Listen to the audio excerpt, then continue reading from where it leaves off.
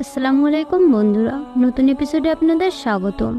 আজকে আপনাদেরকে জানাবো পুলসিরাত কেমন হবে, পুলসিরাতের ভয়াবহতা, হাসরের ময়দানে কিভাবে আমরা পুলসিরাত পার হব। পুলসিরাত জাহান্নামের উপরে রাখা একটি সেতু। এটা চুলের থেকেও চিকন এবং তরবারির থেকেও ধারালো হবে। পুলসিরাতের প্রথম অত্যন্ত অন্ধকারচ্ছন্ন। জাহান্নামের উপরে রাখা এই সেতু প্রত্যেককে অতিক্রম করতে হবে।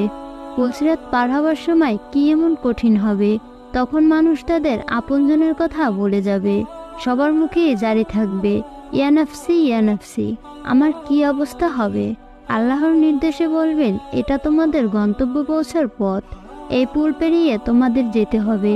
কিন্তু সবার জন্য পেরিয়ে যাওয়া সম্ভব হবে না। পাপী বান্দা সেটিকে চুল থেকেও চিকন দেখতে পাবে, তাদের জন্য সেটি হবে অত্যন্ত ধারালো। নিচে থাকবে আগুন, দুই পাশে থাকবে তপ্ত লোহার শিকল, কোনো আলোর ব্যবস্থা থাকবে না। যার যার আমলের আলো দিয়ে সেই পথ অতিক্রম করতে হবে।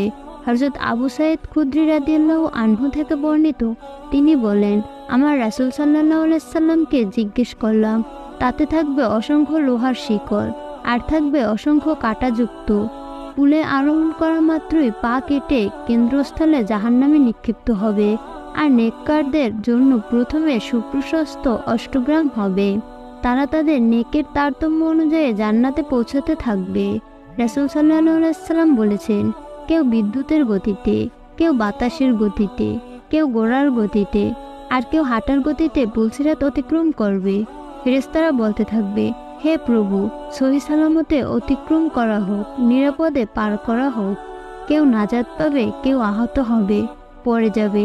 সবার শেষে যে পুলসিরাত অতিক্রম করবে তার ব্যাপারে হযরত ইবনে মাসউদ রাদিয়াল্লাহু আনহু থেকে বর্ণিত, রাসূল সাল্লাল্লাহু আলাইহি সাল্লাম বলেছেন, অতঃপর তোমাদের সর্বশেষ ব্যক্তি পুলসিরাত অতিক্রম করবে।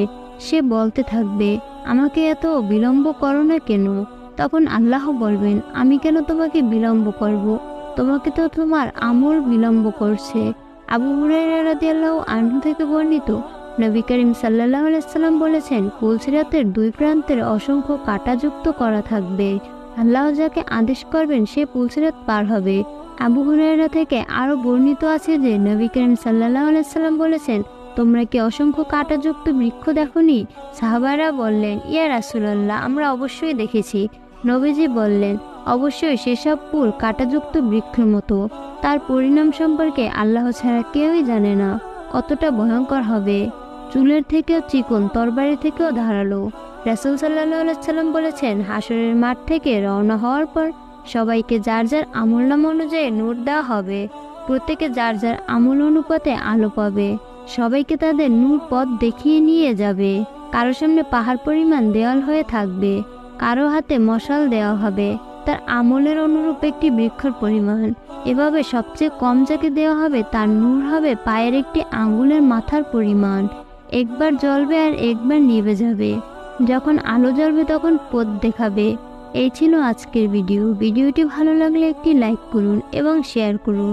আর এখনও যদি আমাদের চ্যানেলটি সাবস্ক্রাইব না করে থাকেন তাহলে এখনই সাবস্ক্রাইব করে পাশে থাকা বেল আইকনটিতে ক্লিক করুন। ভালো থাকবেন, সুস্থ থাকবেন। খোদা হাফেজ।